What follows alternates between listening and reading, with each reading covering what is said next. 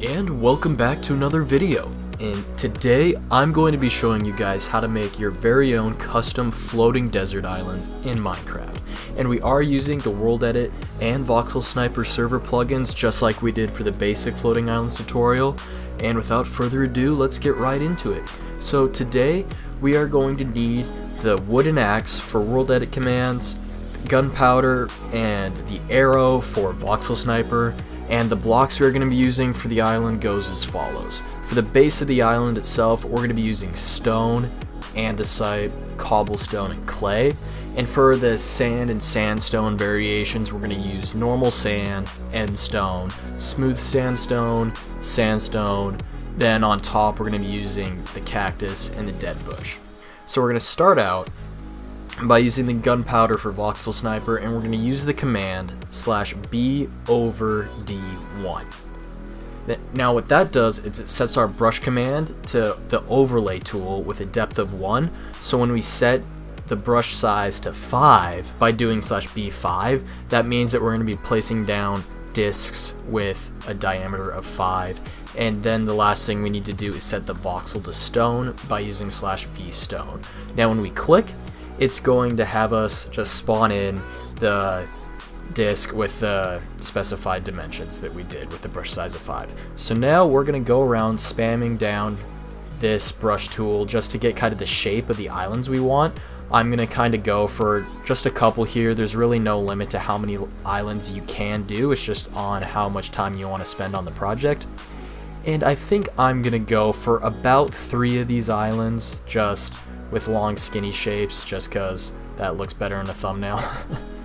But yeah, so, and I am opting for kind of two-pronged style here. You can have as many peaks as you want.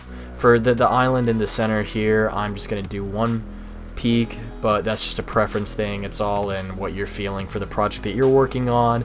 It just really doesn't have that much of an effect on the overall finished product. Now what we're doing is we're going to set the brush size to 3, and that allows us to get a smaller point on the peak because it will look awkward if we just have it be just a flat, blunt tip.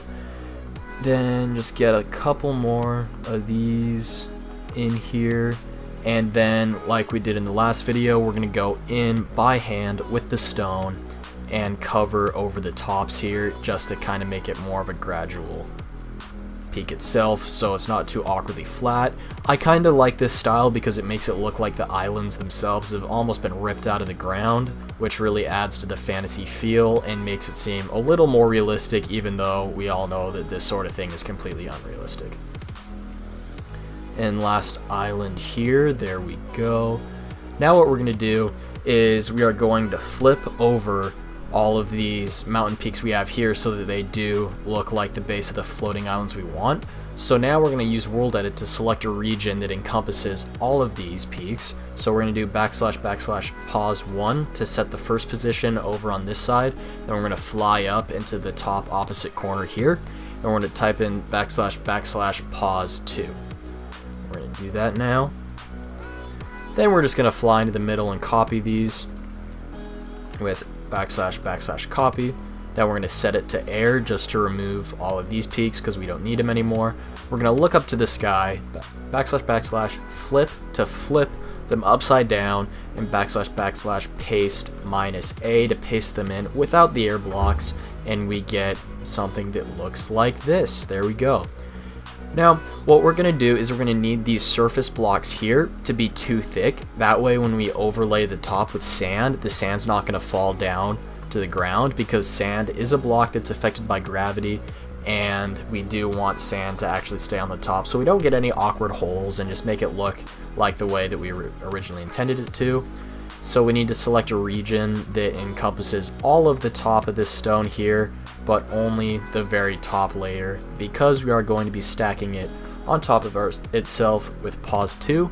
Look up at the sky, // stack, and there we go. It should be good. So now what we're going to do is we are going to overlay the top with a couple hills with the B over command, which we still currently have, and it's brush size of 3. So I'm just going to go over the top of this and just kind of get some hills going, because it will look kind of awkward and out of place if your islands are completely flat. And this is really up to you what type of terrain you want to be on your island. You can just be really flat plains, you can have some rolling hills, some really sharp mountain peaks. It really is up to you.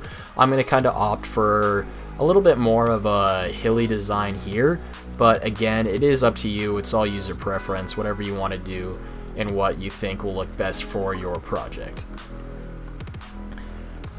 And what I like to do is I like to start by outlining the edge of the island, just so we get kind of a nice gradual sloping down to the edge. I think that looks a little better to avoid any just abrupt changes that make it look a little too geometric, because when you are working with organics, you want to try to make it look somewhat random. If it all looks very planned out and neat and organized, it's not going to look like something natural just caused it, because it'll be very clear that what you did caused all of these floating islands to be here, just because it all looks very neat, very clean cut, very planned out, which I guess in itself is a style. It's just something that I prefer not to do.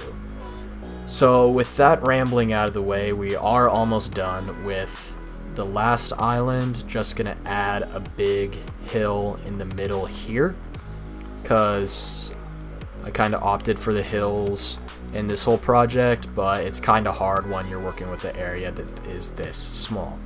So now we are going to overlay the top of these islands with sand with the B over D1 command /B10 and /V sand. That way when we right click with the arrow, because the arrow does the exact opposite of the gunpowder, we are going to be integrating the sand into the stone itself, and that should make it look more like a desert. On to the last island here. Now you can see why we did make this too thick, so that the stone will prop up the sand, because as you all know, if we didn't do that, the sand would fall down to the ground, and no one wants that. So now it's time to start splattering the textures around, just to make it look a lot better, because you could technically stop here, but let's be honest, these look really plain, bland, boring. There's so much more we can do. So the next command we're going to be using is /B space SB space MM. And what this is it's a splatter brush, so we're going to need to set our replace block and the new block. So we're going to do /VR stone to replace stone with /VR clay. And now if we set the brush size to 5, if we click with the gunpowder on the stone, why is this not working? Oh, /VR stone /V clay. There we go. Now when we right click, it'll have clay spawn in all around the tip of this floating island. And now we're just going to kind of go around, make to all of these tips spawning in the clay. And I would recommend that you put a bunch of clay at the bottom and then just kind of somewhat space it out near the top, so it gets more of just a nice flow to it. It kind of fades into the stone. It gives it a nice transition from the heavily saturated areas of clay into the more stony areas. It looks like after this we only have one more peak to go, and there we are. So now we're going to need to work on putting in the sandstone, which should be fairly simple. We just need to put it along the side, so we're going to do /V sandstone. Now whenever we right click on here, it'll start to have the sandstone spawn in, and we do want to make this fairly heavily saturated around the base of the stone itself, just because the sand will look really weird and out of place if it's just being held up by a very thin layer of stone. So after this, we just have one island left of this, and on to the last island. Then once we're done with this, we are going to use world edit commands to replace the sandstone and the sand with the other blocks that we had in our inventory at the start of the video. And this step here is very essential just to give your islands a more unique look, because if it's just very bland, very sand and stone, it's not going to be that impressive.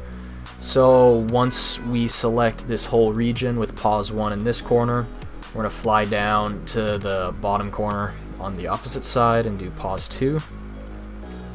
as always, and it's important to make sure if you look both directions, you have to be, just make sure that all your islands are in the region. Pause 2. Now we are going to replace stone with stone, andesite, and cobblestone. Stone has an ID of 1, andesite has an ID of 1:5, and cobblestone has an ID of 4. So we're going to run a replace command, which is / replace stone with 1, 4, 1:5. And what that's going to do is it's going to just add a lot of texture to the islands themselves to just make them a lot better and more come to life. So now we're going to replace the sandstone, which has an ID of 24, with 24, smooth sandstone, which has an ID of 24:2, and endstone, which has an ID of 121. So that's 121, 24:2, and 24. So / replace 24, 24, :0, 24:2, 121, enter. And that's just going to add more texture to this sandstone here. I think that looks really good. Now, as we kind of look at these islands here, I'm noticing that you can still see a very clean line here from the sand to the sandstone. So I'm going to actually run the b_sbmm command again, and we're going to have sand be our replace tool, and we are going to be replacing that with sandstone with a brush size of 4. And we're just going to click along the edge here just to avoid making that clean cut line, right? Because we've been trying to avoid that whole time with everything else. And once we do this, we're going to run the exact same command we did for the sandstone that is on the underside of the islands, just so we have those textures match up. And that should do it. Once we run this command, replace 24, yeah, enter. And there we go. So now the last thing we need to do is put the cactus and the dead bush on top. There are commands you can use to do this, but I just kind of like doing it by hand because with islands this size, it's not going to take too long, and it allows you to space it out in the way that you think looks best. So quickly, I'm just flying around, just kind of spamming down. It's important that you try not to be too careful with where you put it, because it could unknowingly look planned out and geometric when organics, like I've been trying to stress this whole time, should look random, which it can be very hard because it's very hard to plan things to look random. And as we place the last couple dead bushes on this island, we should be ready to move on to the cactus. So I like to mix it up between 2 tall cactus and 3 tall cactus. Now, if you don't edit the config files in your server, it will continue to grow until it's all 3 tall, but for the sake of this video, I'm just going to show you what the variations of size looks like for your island, because I think that's what looks the best. So I'm just alternating between cactus that are 2 tall and 3 tall to again try to make it seem somewhat random. And now I'm going to add in another couple 2 tall cactus just so we don't have an exact ratio of 1:1 between the 3 tall cactus and the 2 tall cactus. So last island here. Then we're going to add a couple 3 tall cactus over here. Again, it's up to you. You can make these cactus go as tall as you want, but I've found that 3 tall is a good max height, but you can mess around with it and see what your personal preference is. And the very last thing we have to do for this video is come down to the ground to clean up the mess that our brushes have made. There's nothing you can do about it, but it's an easy fix. So we're going to set the first position in the ground over here. Fly over to the top corner of the other side, just so we can select a region over the whole thing. / pause 1. Then we're going to do / replace sand grass. / replace stone air. Replace stone air. Then replace dirt grass. And it looks like we have a couple more grass blocks that kind of came up with those brush commands, but all we have to do is replace our second position and set it all to air. And there we go. So I hope you guys enjoyed this video. I hope that you are now able to understand the process of making your own floating desert islands in this game. They are one of the more simple islands to make, but with that being said, I still think they look really good. So I hope you guys enjoyed this video. I hope that you now feel inspired to make some of these for yourselves, and I will see you all in the next video.